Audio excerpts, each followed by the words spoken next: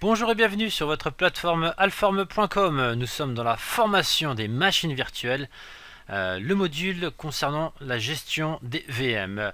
Donc, comme nous avons l'habitude, on fait un petit rappel sur le lab, sur ses prérequis et les ressources au préalable à avoir. Et ce qu'on va, et c'est pour se mettre au clair ensemble, car des personnes commencent la formation maintenant, des personnes ont commencé dès le début avec nous depuis la formation ESXi. Donc voilà, donc un petit point sur les ressources nécessaires et à peu près où est-ce qu'on en est. Donc notre plan un peu habituel, les prérequis matériels, prérequis logiciels, les ressources, prérequis installés et la mise en réseau bien sûr des VM. Donc voilà, un beau rappel, donc ce lab concerne tout le cursus VMware et pas seulement cette formation machine virtuelle. En effet, si vous êtes arrivé là, je vais vous dire qu'est-ce que vous devez avoir en place pour pouvoir continuer avec nous tout le cursus de la formation. Et bon, si vous êtes avec nous depuis le début de la formation VMware, ben, vous savez très bien que votre lab évolue au fur et à mesure des formations. Donc les prérequis matériels, un ordinateur portable ou fixe avec un minimum de 16 Go de RAM. Niveau CPU, un i3, vraiment au minimum. Je dirais même idéalement un i7. On a déjà rappelé pourquoi c'est un i7, car les i7 supportent l'hyperthreading. En deux mots, l'hyperthreading, ça permet de faire jouer deux instructions CPU sur un même cœur simultanément. Car normalement, on exécute une instruction CPU sur un cœur, mais l'hyperthreading permet de doubler ceci.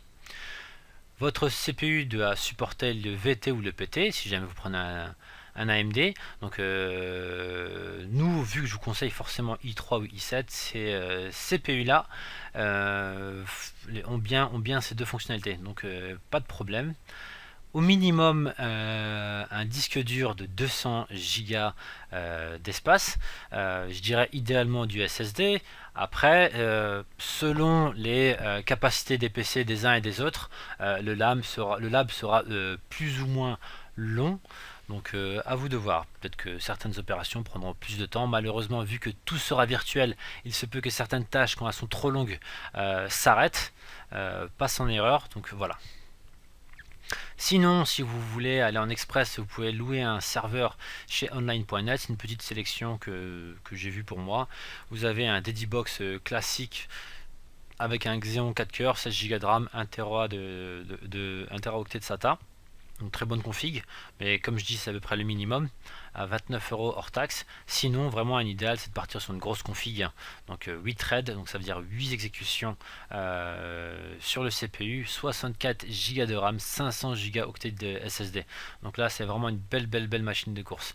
Perso, je suis sur un Lenovo W520 comportant un i7, 24 Go de RAM que je vais upgrader très prochainement et 256 gigaoctets de SSD.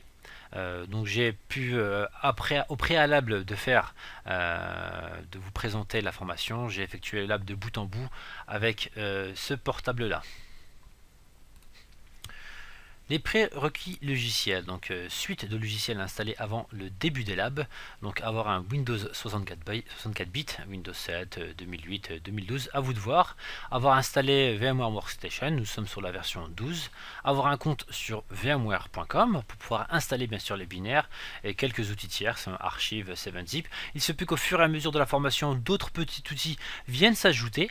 Généralement, il n'y a rien d'important et on vous les précisera avant le début du lab.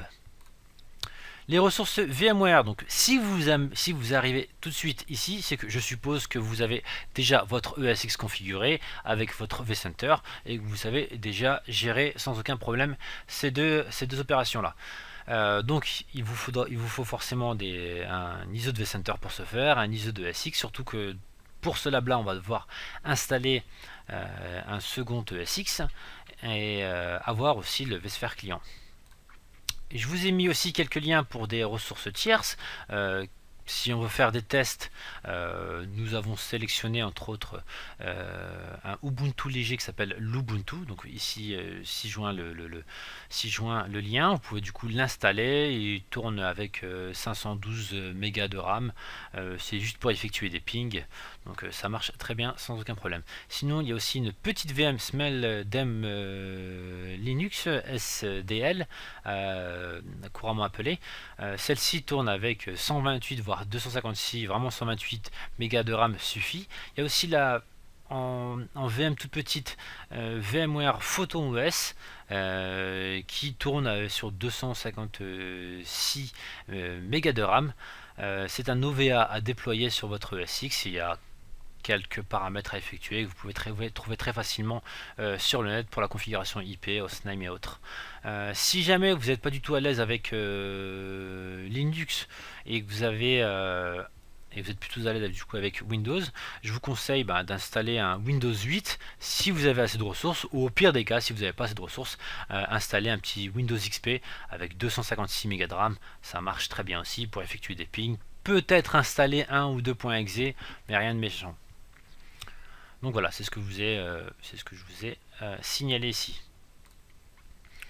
Les prérequis installés, donc nous sommes avec notre Windows Active Directory que j'ai baissé à 1 vCPU et 1 Go de RAM. Ça marche très bien. Il ne fait uniquement fonction de AD, donc ça suffit largement pour nos quelques comptes qu'on a. Un ESXi installé avec un datastore de 50 gigaoctets de disponible, notre VMware vCenter 6 installé. Personnellement, je suis resté sur la version VCSA, autant pour moi, j'ai oublié un petit S. Veuillez m'en excuser, donc la VCSA, et j'ai baissé la mémoire à 5 Go de RAM. Donc on peut baisser à 5 Go de RAM, voire 4, mais 4 il semblerait qu'on a quelques gros ralentissements, que la VM met plus de temps à démarrer. Donc avec 5 Go de RAM, sans aucun problème, ça tourne. Je suis dessus pour ce lab là, et ça marche très bien. Avoir votre inventaire créé, quand je dis votre inventaire créé, donc avoir votre data center créé, potentiellement vos dossiers, y avoir ajouté votre première ESX, comme ici, et avoir intégré les petites VM de test, entre autres Windows 8, XP et VMVCSA. Et la mise en réseau des VM, donc je répète, donc c'est un petit point de rappel, il y a 3 modes, Bridged, Host Only ou NAT. Donc on va répéter très rapidement. Bridged, c'est qu'on partage la même carte réseau. On partage du coup, si jamais vous mettez en Bridged vos VM, elles viendront chercher une IP par exemple sur votre box ou sur votre serveur DHCP. En NAT, on fait un NAT, ça veut dire qu'on a un réseau interne et un réseau externe. Donc du coup, il y a translation d'adresse. Et en host only, c'est un réseau fermé, c'est-à-dire uniquement les VM à l'intérieur de ce réseau peuvent communiquer, et votre machine physique sur laquelle vous avez installé Workstation. Entre autres, moi, mon PC Lenovo W520 sur lequel j'ai installé un Windows, j'ai installé Workstation, et mon PC peut communiquer avec mes VM en interne, mais un autre PC ne pourra pas. Donc voilà, donc c'est un réseau semi-fermé, host only. Moi j'ai opté pour host only. Pourquoi? Je répète, car je passe via un petit routeur qui s'appelle Fresco. Donc j'avais une communiqué, donc n'hésitez pas à faire des recherches sur le petit routeur Fresco. Il tourne avec 32 Go de RAM. Je peux même vous fournir un petit OVA déployé. N'hésitez pas à me toper un petit mail et je pourrais vous l'envoyer. On me l'a déjà demandé et j'ai fourni sans aucun problème. Du coup l'IP interne sera 192.168.199. Point 0 pour les personnes souhaitant la petite VM Fresco. À l'origine, c'est une VM qui avait été récupérée depuis les appliances Autolab. Donc voilà. Donc voilà pourquoi je suis en host only. C'est parce que j'ai une petite VM qui fait office de routeur. Je vous ai mis un petit lien en bas avec provenant du blog de Alform, avec un gros détail très très bien fait sur les différents types de connexions. Donc voilà, je vais vous le mettre ici. Hop, on peut voir. Hop, on va fermer ici.